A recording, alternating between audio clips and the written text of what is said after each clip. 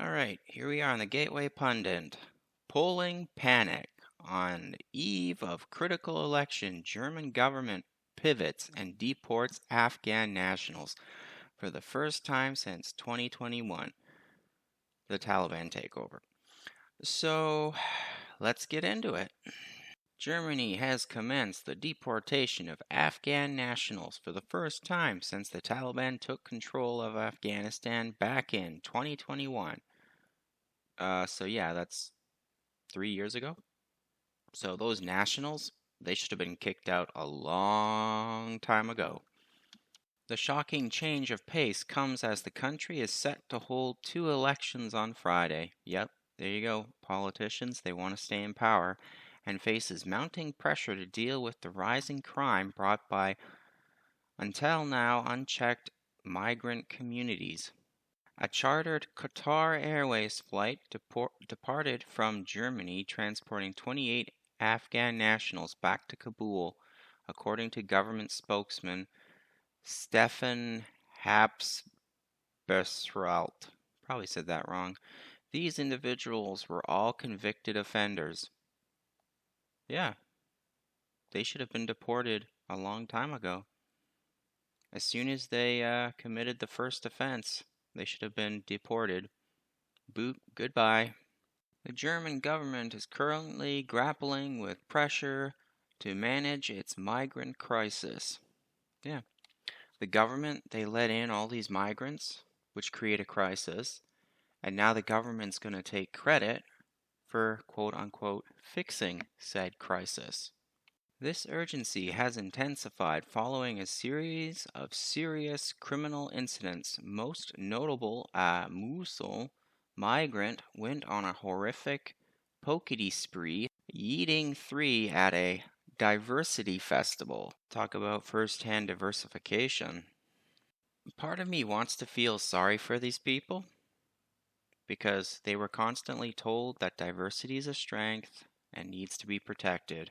I know because I got the same experience. But on the other hand, these people are cheering on the diversification of their country. In my opinion, the literal soft genoing of the Germanic ethnicity. So they reaped what they sowed. Oh, and in May, a police officer was fatally attacked by a 25-year-old Afghan scientist national, further igniting public concern and government scrutiny regarding immigration policies. Again, the government made those policies. So, in response to these growing safety concerns, Chancellor Olaf Scholz vowed his commitment back in June to begin deportation of Afghan and Syrian nationals who have criminal records. You should deport all the nationals, but anyway, the government's recent actions appear to be aligning with this pledge. I think it has more to do with the elections that are coming up than anything else. Speaking of which, I have a video of the elections. I'm going to pop that in too. Heading to the polls in 2 state elections that could see a dramatic rearranging of the political landscape.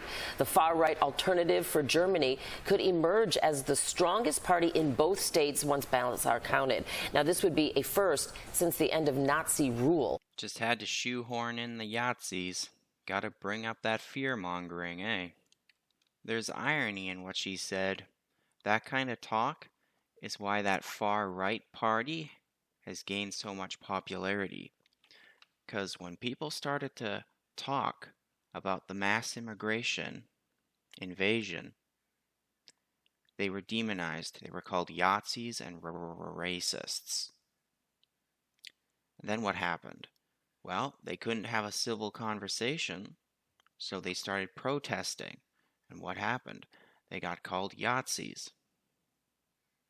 So, in desperation, they gravitated towards a party that promises to fix things. That kind of sounds familiar. It's almost like history repeats itself. Do I think this far-right German party will win? No. Here's why. There are 3 far-right parties in Europe that I've heard of so far. The one in Italy, the one in France, and the one in Germany. The one in France, Marie Le Pen, she lost what, twice? The one in Italy, she won. What's the difference between France and Italy? Italy, if I'm not mistaken, isn't really wealthy, and they don't have much of a military. Kind of like Greece. They rely on the rest of the EU to pay their bills. That's my understanding. France, on the other hand, has a better economy. Not that much better. Germany still pays for stuff. Yet, to my surprise, France has some kind of holdings in Africa, which was kind of shocking. I thought the French were kicked out a long time ago. So, in other words, who's more important to the EU? France.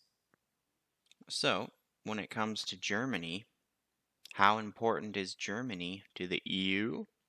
Well, Germany is the most industrious, last time I checked, so they're basically the money bags of the EU.